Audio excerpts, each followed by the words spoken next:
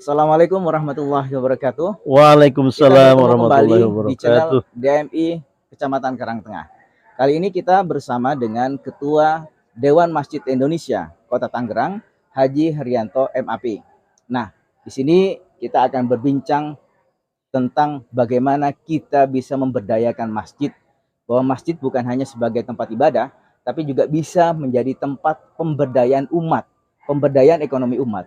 Nah, ini menjadi penting supaya masyarakat bisa tahu betul bahwa masjid bisa menolong atau memakmurkan masyarakat sekitarnya. Nah, di samping saya telah hadir Pak Haji Haryanto. Assalamualaikum warahmatullahi wabarakatuh. Waalaikumsalam warahmatullahi Kabarnya sehat, wabarakatuh. Pak Haji? Alhamdulillah, Ustaz. Nah, Alhamdulillah sehat kita walafiat. tadi berpikir bahwa apa sih yang bisa diberikan oleh DMI kepada masjid supaya masjid merasa bahwa ada nih program-program DMI yang diberikan kepada masjid. Baik.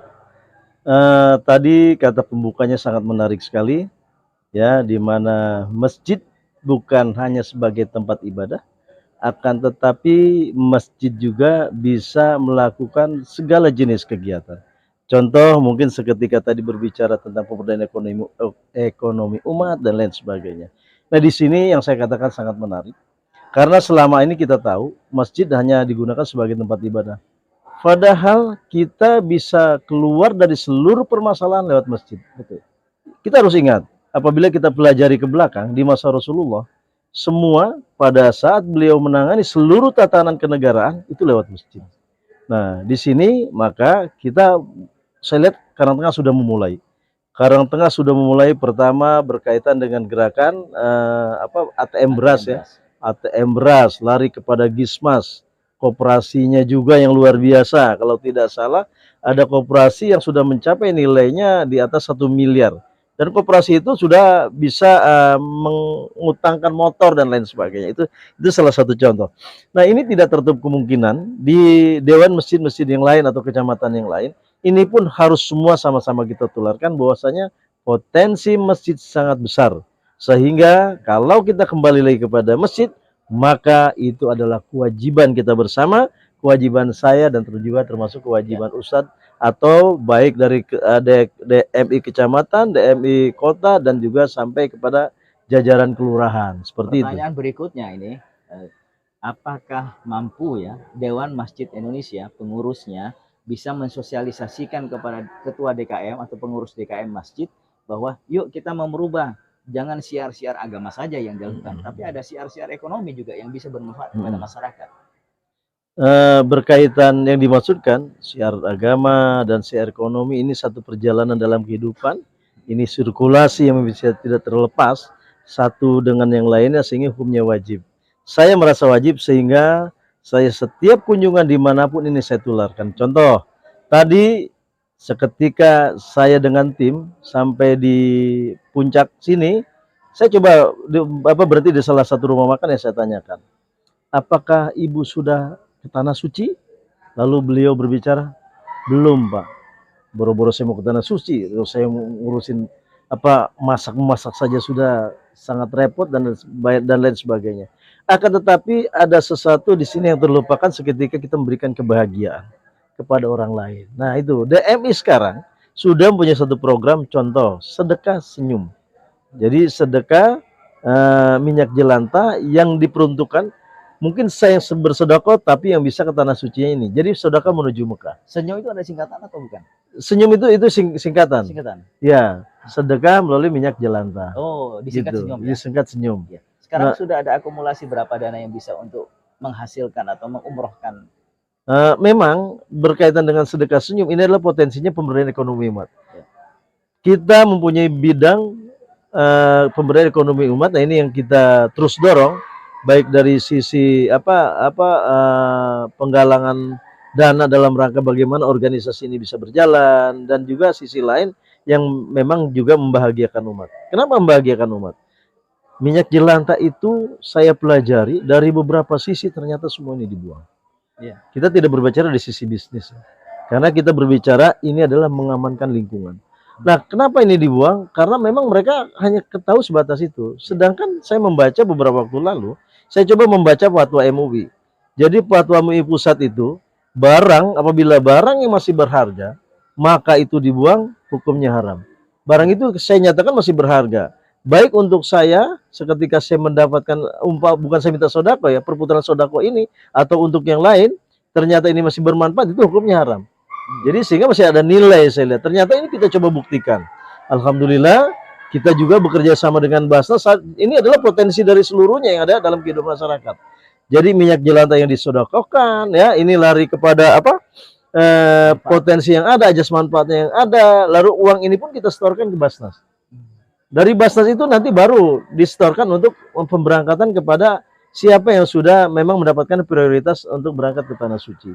Gitu ya, umroh ya, kita fasilitasi dengan umroh. Dan selain itu, minyak jelantah ini juga kemarin contoh, ada satu kegiatan kita di Kecamatan Benda itu dalam rangka kegiatan pemulasaran jenazah. Ini pun kita coba kita biayai dari minyak jelantah.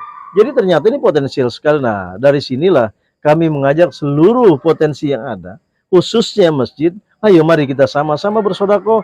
Sodako dari kita untuk orang lain, dari orang lain untuk kita, dan seluruhnya.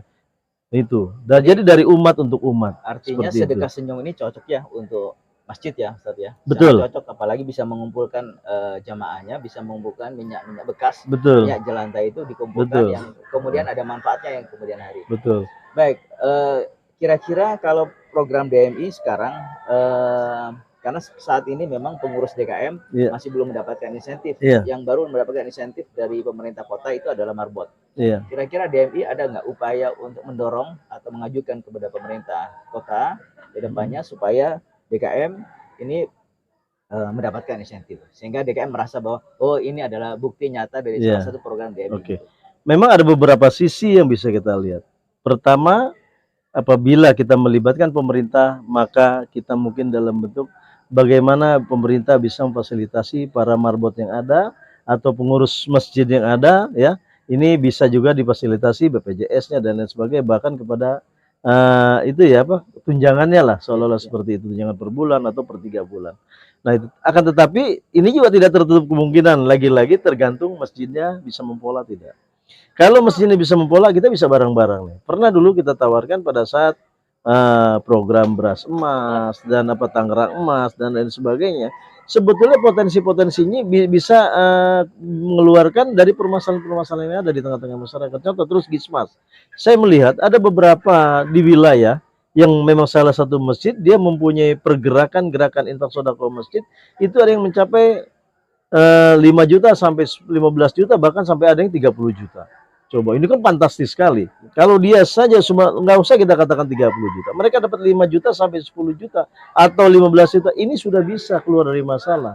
Gitu sebetulnya. Nah, kembali lagi kepada kita, kepada saya, kepada teman-teman semua pengurus DMI Kota Tangerang, kepada teman-teman semua pengurus DMI Kecamatan, dan juga DKM Masjid harus bisa memahami potensinya seperti apa, dan bisa membiayainya seperti apa, dan pokoknya yang namanya kehidupan ini sebetulnya masalah kompleks. Akan tetapi seketika saya men-skat diri saya tanpa saya membuka skat yang lain atau saling men-skat, maka ini mengalami kebuntuan dalam kehidupan kita.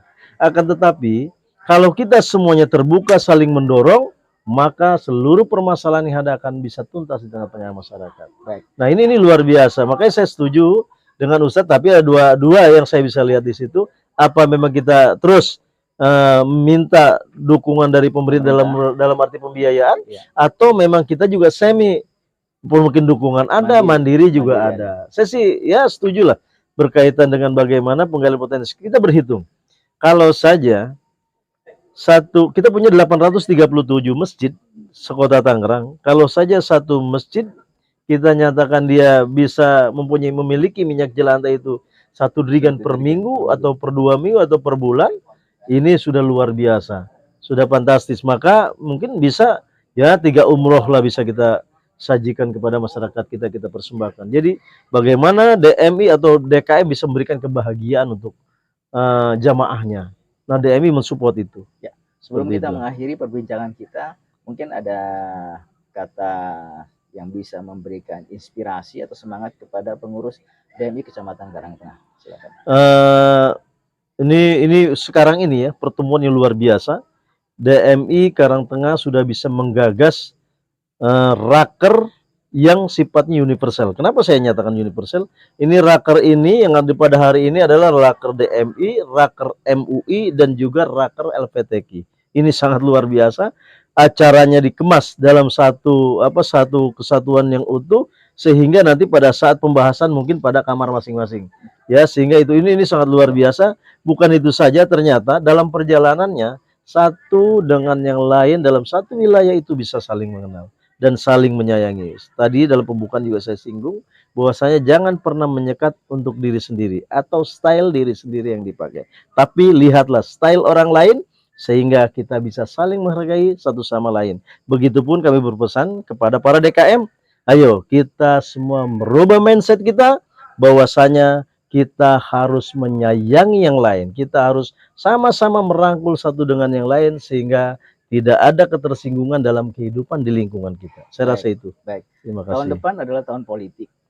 Masjid menjadi salah satu sasaran yang barangkali DMI punya program atau himbauan kepada DKM agar di tahun politik ini bisa menjaga harmonisasi atau jalannya masjid supaya tidak menjadi ajang atau perebutan dari caleg maupun politisasi masjid. Ada Memang beberapa waktu lalu DMI Kota Tangerang selalu terlibat dalam undangan ya.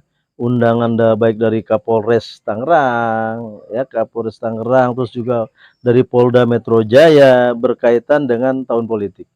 Intinya beliau semua berpesan agar ciptakan suasana kondusif di masjid. Nah, jadi ini sehingga ini harus kita jaga bersama dengan teman-teman, baik DMI kecamatan, baik DMI kota maksud saya, DMI kota, DMI kecamatan, sampai kepada DKM masjid harus dapat memahami untuk saling menjaga dan tidak memberikan saling ketersinggungan satu dengan yang lain. Karena kita harus terus menjaga kondusivitas.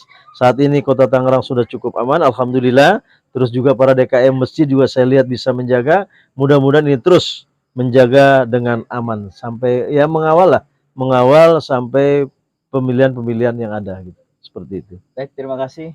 Saudara semua, kami mengucapkan terima kasih kepada Ketua DMI Kota Tangerang yang telah menyempatkan diri untuk kita wawancarai, dan mudah-mudahan apa yang kita sampaikan bermanfaat bagi Anda semua. Amin. Dan sekali lagi mengucapkan terima kasih atas kehadirannya di Raker bersama MUI, DMI, dan LPTQ. Sekian dari kami. Wabillahi taufiq wal hidayah. Assalamualaikum warahmatullahi wabarakatuh. Waalaikumsalam warahmatullahi wabarakatuh. Terima kasih. Iya.